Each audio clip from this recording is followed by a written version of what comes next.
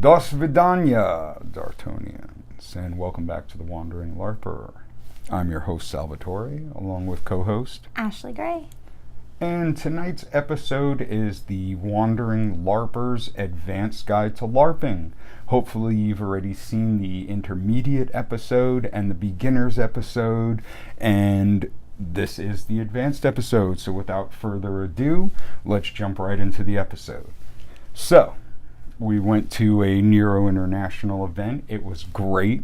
And from then till now, we've been abducted by a family of dwarves and decided I was going to become a dwarf in game.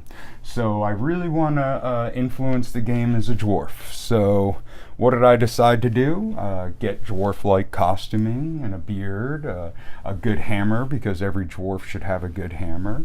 And in-game, I like to speak with a Scottish accent, and that makes my character more authentic and more fun and lively in the game as a dwarf. So that's Immersion, and I'd like to talk a little bit about Immersion, since now we're going into the advanced series. Now, immersion in a LARP means that your costuming, your role-playing, and everything is deep into your character. You're not acting like your normal self, you are acting as your fantasy PC, your player character in this large-scale epic game that's being played around the world. So you're now part of a continual story that's been going on for 25 years with Nero International. So let's talk about, things that you do to become more dwarf-like. Like we said, you talk with a little bit of a Scottish accent, you get a hammer, you get costuming like this. But beyond that, you don't want to just invest all of your future build points into fighting. You want to take craftsman other, things that distinguish your character. As a dwarf, you want to take smithing, weapon making, blacksmithing, jewelry making, things of that nature that would be rather dwarven in the game. Same way if you were, playing an elf, you'd want your costuming looking very elfish, whether it was a sea elf or a wild elf or a high elf, which is like a surface elf. You really want to get your costuming to your character. It really helps put you in the game. It helps win you friends. It really makes people want to role play and LARP with you. It really gets you included into a lot of stuff. And that's the number one thing that people ask us all the time is, how do I get involved with the group? How do I get people to like me at a LARP? Walking around and just saying hello and having no real story doesn't get people too excited to role play with you. But really good costuming and really good backstory and good role play acting, it makes people want to be your friends and take you along on modules. Wouldn't you agree? Absolutely. I mean, it doesn't have to be extravagant costuming, but it just should be thought out to your character and personalized to yourself. Now, what's your favorite costuming at a LARP? I would definitely have to go with the pirates. They're always colorful, loud, storming around, stomping. Pirates are fun, and it's easy to play a pirate. You can go on Amazon, Etsy, other places, look for pirate hats, jackets, coats, pirate swords, things of that nature. It's going to allow you to really role play that character.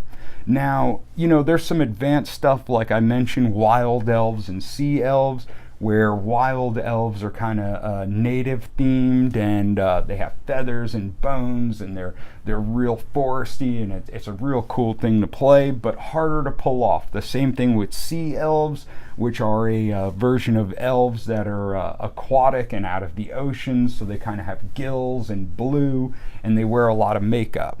Now, there's even some races like SAR where, you know, people are going to be wearing full cat suits and they're like cat-like people.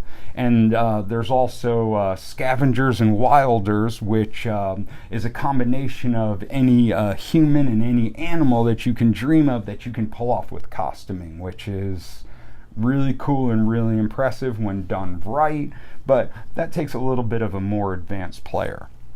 So, now you're into the game and, you know, you've done something wicked like, you know, spend $300 on a Kalamazoo Dorgan hammer, and you want to make it magic in the game. So all those components that, you know, you saved up being a murder hobo, now you're going to start trading them in for gold, favors, and other things you're going to need, and you're going to get a magic weapon. You know, it usually have effects, things like cloaks or death strikes, and you know, you should make it really personal to yourself, because that's really fun. Also, get in with the right group too. That's very important. You know, find people that are into the same stuff as you, that you have fun with, and just start running with them. Running with a group is the way to go at a LARP. Wouldn't you agree? Oh yeah. I mean, playing as a solo player is extremely tough. You know, that, you know, cryptic, standoffish rogue that's always slinking around. That's a really hard character to maintain. It may seem easy to play that stoic character, but when it comes right down to it, this is a game where you have to really use teamwork and interact with the other players to achieve big goals and to get big treasure and kill big monsters. So that should be a main focus. So that's all that we have for this evening with the advanced episode of the Wandering Larper's Guide to Role-Playing and Live-Action Role-Playing.